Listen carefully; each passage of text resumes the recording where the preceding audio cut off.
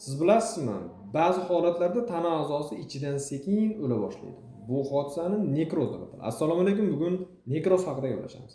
Nekroz bu tirik to'qimaning butunlay o'lishi, qaytmasdan o'lishi. Ya'ni bunga eng asosiy sabab qon kelmasligi. Odam tanasida qon bilan tirik, ya'ni qon tomirlar orqali qon bilan birgalikda ozuqa moddalar, kislorod va boshqa narsalar yetib keladi.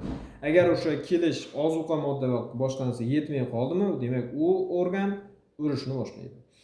Eng asosiy sabablari bu tomirning tiqilib qolishi, kuchli jarohat va qandli diabet hisoblanadi. Qandli diabeti bor bemorlar eng kuchli xavf ostidagi odamlar hisoblanadi. Nekrozning asosiy belgilari bu o'sha terida qorayish, ko'karish, o'sha qismning sovib qolishi, haroratning yuqorishi bilan bog'liq. Qon tomirlari orqali harorat, issiqlik ham yetib keladi.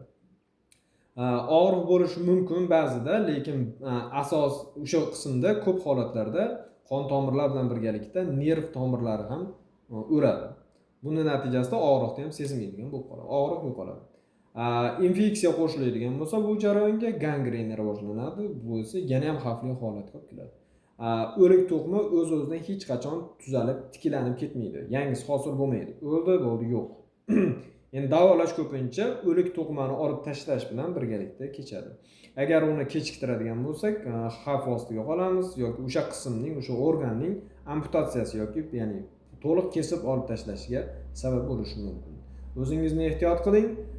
Ma'lumot foydali bo'lgan bo'lsa, yaqinlaringizga ulashib qo'ying. Ismim Shukurjon, xirurgman. Har kim biror kasallik haqida ozgina gaplashamiz. Rahmat.